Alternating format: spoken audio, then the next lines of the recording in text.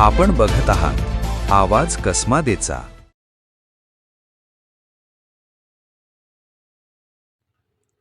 बागलाण तालुक्यातील डांग सौंदाणे ग्रामपंचायत हद्दीतील एकलव्य नगर वस्तीला जोडणारा आर्यम नदीवरील पूल ऑक्टोबर 2023 मधील पुरात तुटल्यानंतर तब्बल 3 वर्ष उलटूनही नव्या पुलाच्या कामाला सुरुवात न झाल्यानं ग्रामस्थांचा संताप अनावर झालाय। या पार्श्वभूमीवर गुरुवारी राज्य मार्ग क्रमांक 19 वर बाजार समितीचे माजी सभापती संजय सोनवणे यांच्या नेतृत्वाखाली जोरदार रास्ता रोको आंदोलन करण्यात आले। आंदोलनात महिला, पुरुष व युवकांनी मोठ्या संख्येने सहभाग घेत प्रशासनाविरोधात तीव्र नाराजी व्यक्त केली।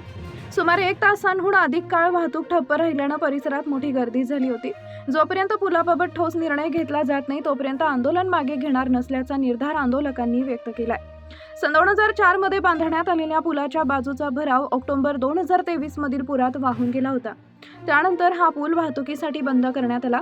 ग्रामस्थांनी वारंवार पाठपुरावा करूनही काम सुरू झाले नसल्यानं नागरिकांची गैरसोय वाढली आहे। दरम्यान मे महिन्यात तयार करण्यात आलेला तात्पुरता रस्ता देखील पाण्याच्या प्रवाहामुळे वाहून गेला।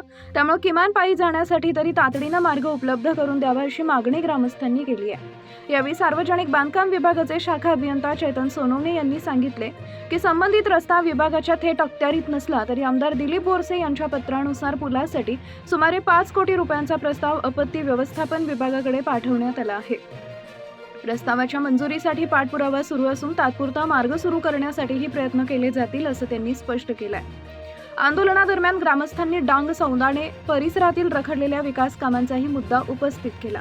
बाह्यवळण रस्त्यावरील गटार, मुख्य प्रवेशद्वार, सातवड पांदन रस्ता, डांग सौंदाणे मोरकुरे रस्ता तसेच केळझर फाटा साकोडे रस्ता आदी मंजूर कामे तात्काळ सुरू करण्याची मागणी करण्यात आली आहे।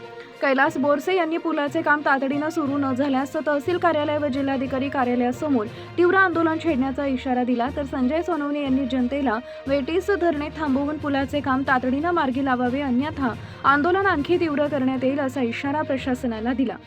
आंदोलनात सरपंच सिंधुबाई निकम, बाजी सरपंच मोठा भाऊ सोनवणे, डॉक्टर सुधीर सोनवणे, अशोक गांगुर्डे, वंदना सोनवणे, रवींद्र सोनवणे, लीलाबाई बोरसे, पंढरीनाथ सोनवणे, भाऊसाहेब सोनवणे, उदय सोनवणे, अमोल सोनवणे, बाळासाहेब सोनवणे, अक्षय सोनवणे, केदार निकम, सुनील वाघ यांच्यासह मोठ्या संख्येनं ग्रामस्थ उपस्थित होते।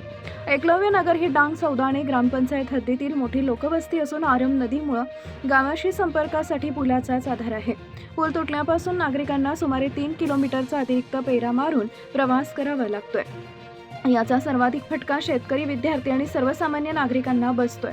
विशेष म्हणजे संबंधित रस्ता जिल्हा परिषद आणि सार्वजनिक बांधकाम विभागाच्या नोंदीत नसल्याचं सांगितलं जात असल्यानं नेमकी जबाबदारी कोणाची याबाबतही प्रश्नचिन्ह निर्माण झाले आहेत। दरम्यान पुलाचा प्रश्न हा सार्वजनिक हिताचा असल्यानं आंदोलनाचं नेतृत्व करणारे माजी सभापती संजय सोनवणे आणि त्यांचे राजकीय विरोधक मानले जाणारे कैलास बोरसे हे देखील एकत्र येत तातडीच्या उभारणीसाठी आग्रही असल्याचं या आंदोलनातून दिसून आले।